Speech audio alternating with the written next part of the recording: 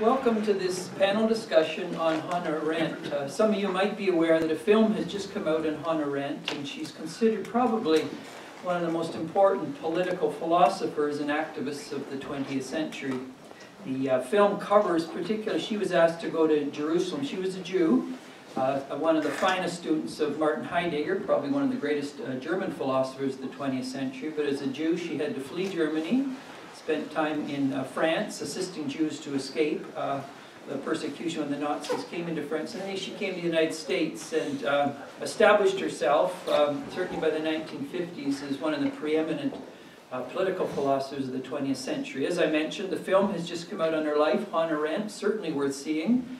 And in that film, she was asked to go to the trial of Adolf Eichmann that was put on in Jerusalem. And out of that is that famous term, the banality of evil. We're fortunate to have with us DART&GOA, who was a student of Hanna Arendt in the early 1960s at the University of Chicago, and Archbishop Lazar, who has an increasing interest in Hanna Arendt. Now, David has seen the film Hanna Arendt. What are some of your thoughts on it? And then maybe take us back to those days in the early 1960s at University of Chicago as a student with Hanna Arendt. Well, as you may recall, she came to Chicago in the mid-60s as a way of trying to escape the problems that flowed from her spending time in Jerusalem at the trial and then writing a series of pieces initially for the New Yorker. So she was trying to escape the enormous blowback that occurred. And the blowback occurred for a couple of reasons. One is the way in which she talked about Adolf Eichmann, and the other was that she spoke about the complicity of the leadership, Jewish leadership, in various shtetls, various villages, which she saw as also facilitating what the Nazis could actually do. And the term banality of evil really applies not just to Adolf Eichmann, it also applies to the leadership. And so that's, to me, that's such a key thing. Well, as you know, I think she's one of the greatest thinkers of the 20th century. In fact, one of my daughters bears her name, as well as the name of the great matriarch in the Hebrew Bible. And her book, The Human Condition, is on my list of the 100 books every educated person ought to read. But she became, I suppose, quite well known for her extraordinary study of totalitarianism. And it was really with that as the backdrop that she then wanted to go to Jerusalem and see what was this trial really about, what was really going on here, and how could a human being be in a position to expedite the destruction of other human beings, and to do it en masse. Because as you know, one of the unique features of the 20th century is mass death. It is the 20th century that created mass death and made it normal in the history of the human family.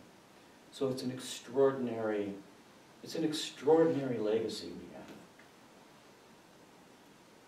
I was very moved by the film. I thought they did a remarkable job of getting at what I think is central in her preoccupation. As you know, Ron, the latter part of her life, she was completely committed, and develops this even a bit in the Gifford lectures that she was giving at the time of her death, in this whole question of the nature of evil. What really is evil in the modern world? And when she first goes to Jerusalem, and they capture this so well after the first day of the trial, she speaks to her friend from the Zionist movement in Germany, Blumenfeld, and she says to him, Eichmann, he doesn't exist. What are you talking about, Satan? He's not Satan. He doesn't exist. He is empty. He has no being. He's been emptied out. He is nothing but a bureaucrat. You know, bureau is an interesting word in French, isn't it? A drawer. Not even the whole dresser. One drawer in the dresser. And you govern that. You govern one drawer in the dresser without knowing what the dresser's about or without knowing what's going to happen here. So, I mean, I think she has put her hand on one of the most awful ways in which evil has become a part, a ubiquitous part of modern life. And it is this way. And, you know, Nazi Germany is one moment in it, but I think it's become normal. I think it's become absolutely normal.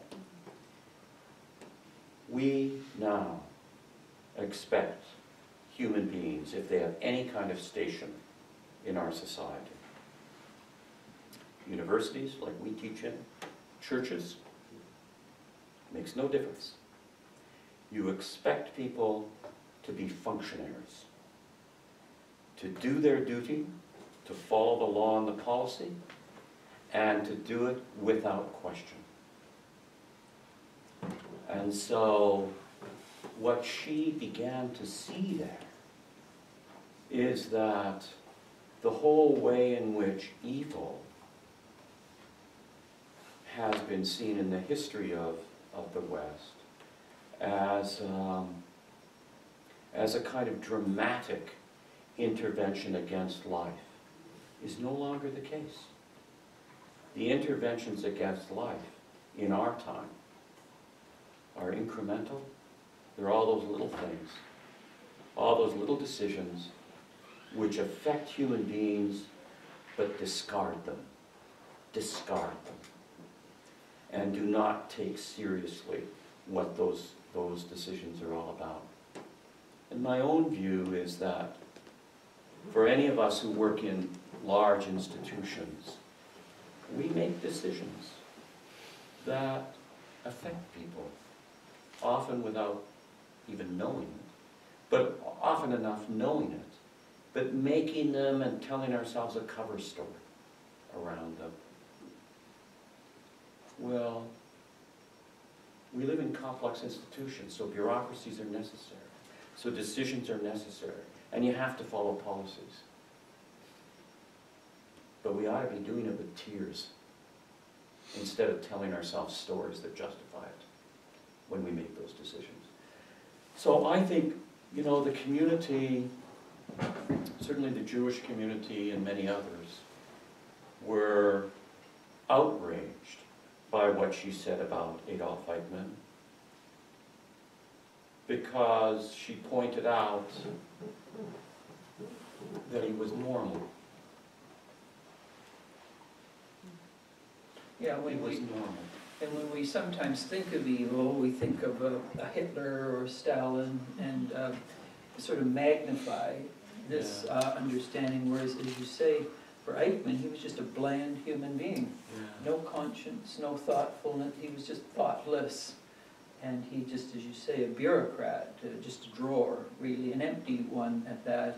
And then with Hanna Arendt, you move very quickly from Eichmann to just the banality of evil in the West, of thoughtless people, in which they just don't think about life, their conscience is muted or numbed, and they just get on without. And so that's, in that sense, she sort of says, let's move away from Eichmann to every man and every woman to some degree. And there's a banal side to everyone in which they just don't want to engage the big issues of life, and they lose their soul in the process. And so this becomes this banality of evil, the insidious side that we don't even see because it's taken hold of us. It's normal. Yeah. I was struck also in, I suppose, in the film, particularly because here a few years ago, with a colleague of mine, Roger Simon, who is now of blessed memory, but who was a professor at the University of Toronto at Oise. And Roger had spent much of his life looking at how we publicly remember enormous events of violence. So, for example, he'd done work on the Sandinistas, on the murder of the women at the Polytechnic in Quebec. And he had initially grown up in the textile district of Manhattan. And so he did a little bit of early work on the Holocaust museums. And he had read a book that I'd written about my work in the museum world, and so he asked me to join him in this project. And the project was to have a look at one of the Jewish ghettos that were created during the war as holding pens. You know, you can't, like it or not, you cannot kill a lot of people quickly. It takes time to kill an enormous number of people. You have to schedule it. So one of the things that happened was the creation of these Jewish ghettos in various cities, the great one in Warsaw. And so we looked at several of them, and we settled for our work on Vilnius in Lithuania. And Lithuania is such an interesting place, you know, because it's, you know, the closest living language to Lithuanian is Sanskrit. I mean, it's the Indo-Aryan language that gets pushed all the way north in Europe. And of course, it borders on Russia. And there was a large Jewish community in Lithuania. Lithuania was called the Jerusalem of Europe. And it's really one of the great places of secular Jewry and of various forms of Zionism. So there was an archive there before the war, and people continued to collect things during the war. And in the center of Vilnius, when they had their little blitz on a Tuesday night at 2 in the morning, the Germans had done their homework and had identified, if my memory serves me, 7,000 Lithuanians and 2,000 Jewish leaders. And in that night, they executed all of them. So they tried to behead the community. So then they set up the ghetto and begin to bring people in from small villages and put them there. Some of them work in factories and then they marched some of them to Ponar, the forest where they executed so many of them. But in that context, looking at the record, because there's an amazing record of what went on within the ghetto, and realizing how the ghetto was run, that one of the amazing things is that, and I mean, there is no easy answer to this. You had very few Germans were needed to run the ghetto. The ghetto was largely run internally. They simply identified several people in the leadership, put them in charge, and had a Jewish police force that did the internal work, all of those things. And so, and you can understand it, you know, I mean, in that circumstance, like, what do you do? I mean, it's an extraordinary circumstance.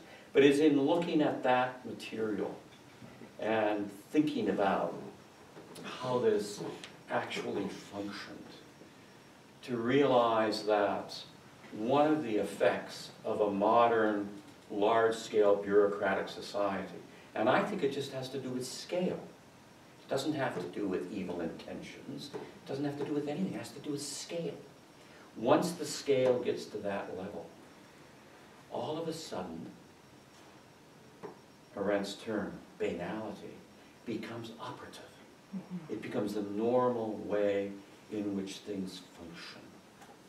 And they are death-dealing without even noticing. So And one of the fascinating things to me about the film, I thought about this when I listened to her as well at Chicago, was this indebtedness to Martin Heidegger, and particularly Heidegger's small book, you know, The Discourse on Thinking, and what Heidegger makes of thinking.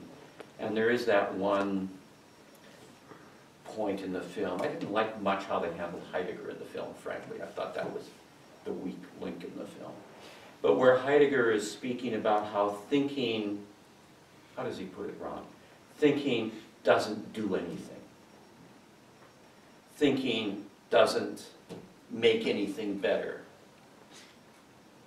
Thinking doesn't change the world. Well, what's he getting at? I mean, Heidegger is getting at what we've become accustomed to thinking is, which is instrumental. We think that thinking is targeted, is a way of accomplishing something.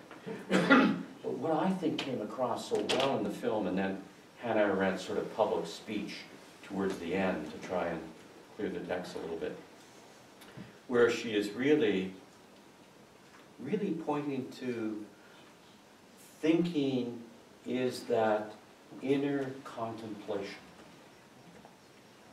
It's that way of being open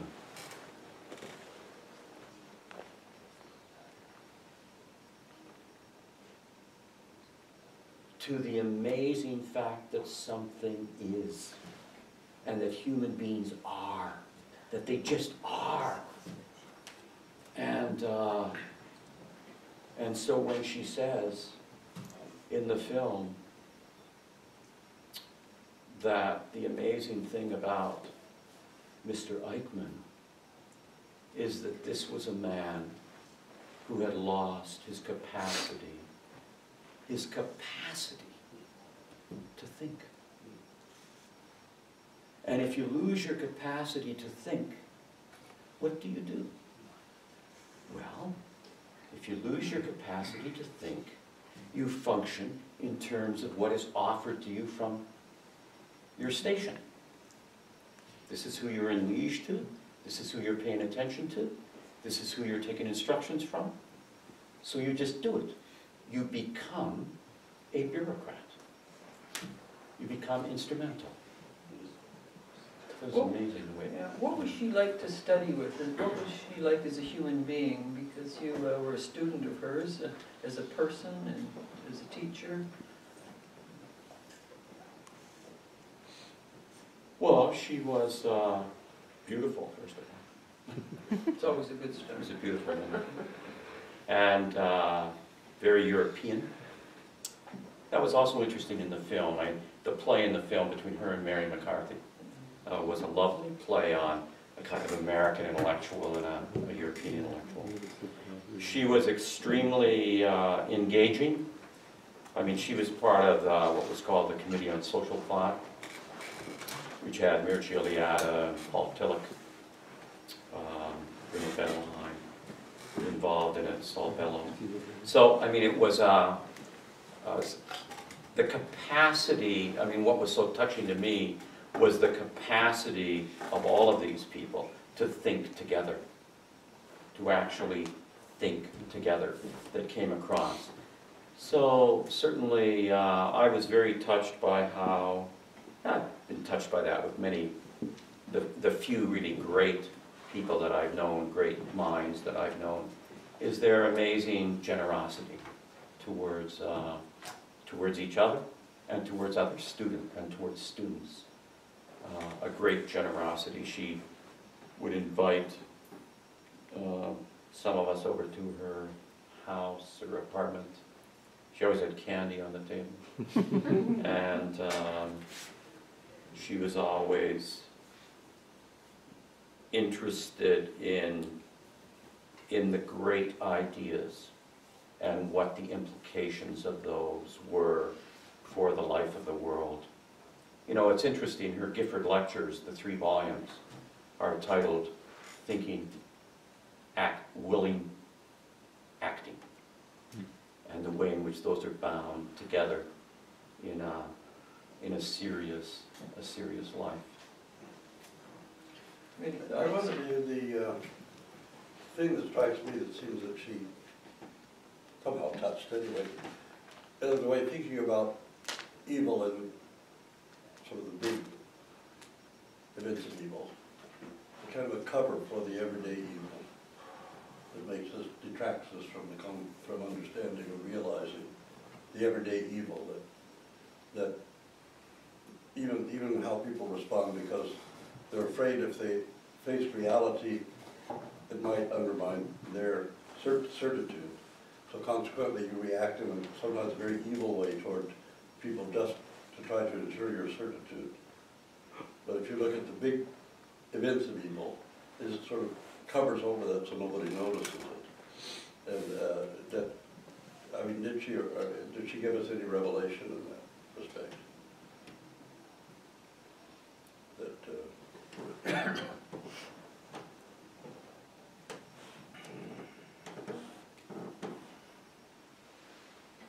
Well, part of the sort of outrage, I mean, it's perfectly understandable that the Jewish community would find what she had to say difficult because of the horror of that event. The problem is that you can't really think about that event unless you get your mind around how it can occur. And like it or not, that event could not occur without a number of factors. First of all, the First World War. You know, my own view is that we also in the West are part of why that occurred, because of what we did at the end of the First World War to create the need for the Second World War. In a sense, the laying the table for Adolf Hitler was a joint project. That's something we have yet to confess. We have yet to confess that.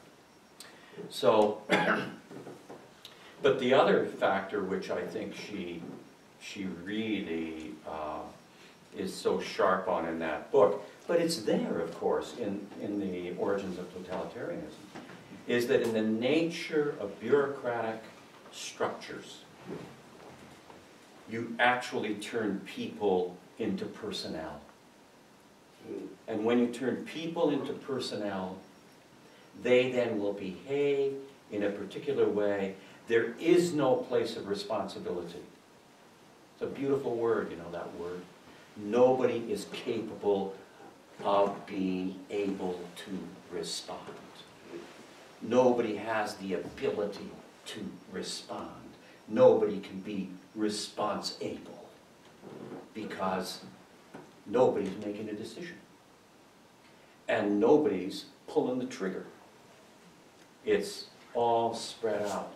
Well, we've actually created, virtually all our institutions are like that. Look at what happens in the financial sector. Look at the way decisions are made in our universities. Look at how decisions are made in our beautiful church. yeah, indeed, indeed. It used to be the case that a bishop was responsible. Now we have this thing called the synod.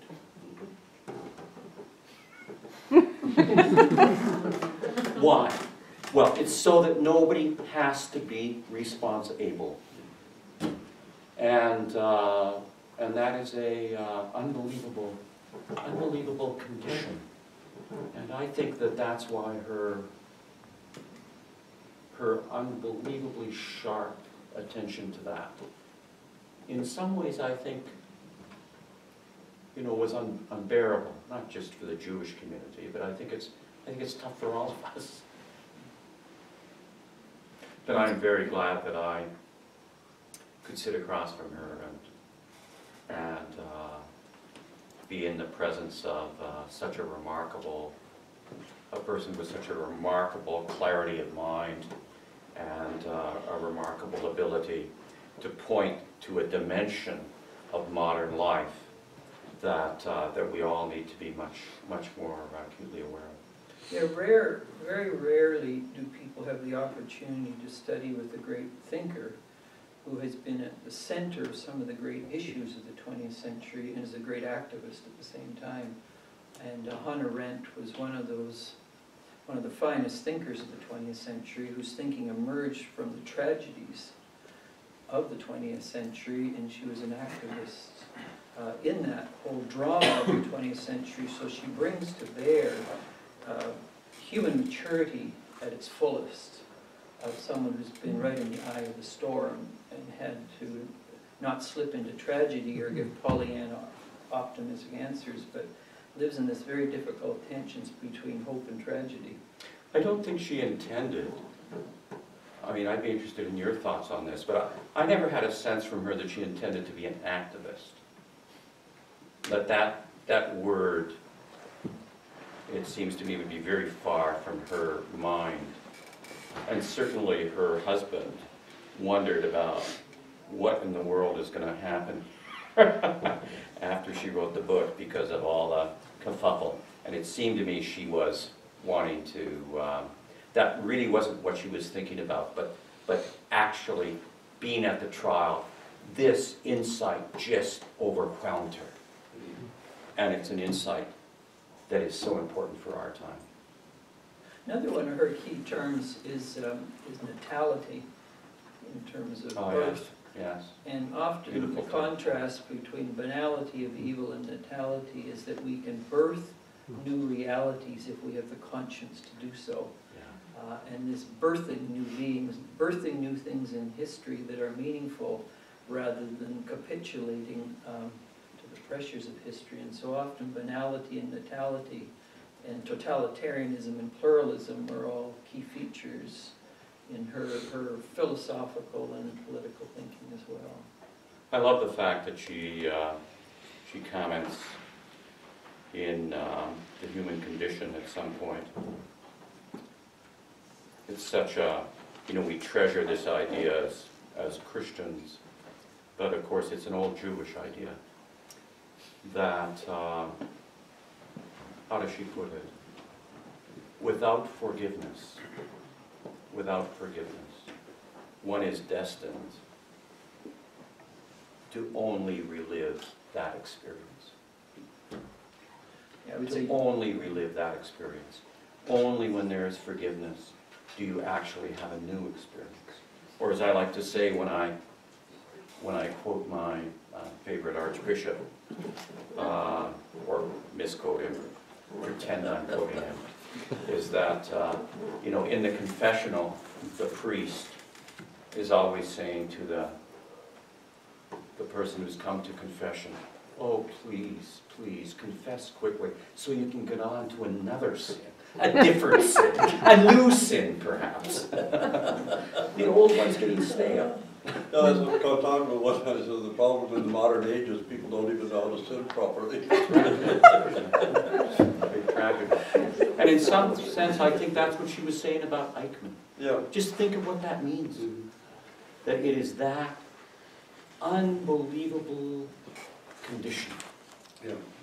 yeah, I was Yeah, gonna say you know too- what, I wonder if one of the, well, I mean, within the church, we do have this problem of the human condition seems to always be the problem, instead of facing and embracing the human condition.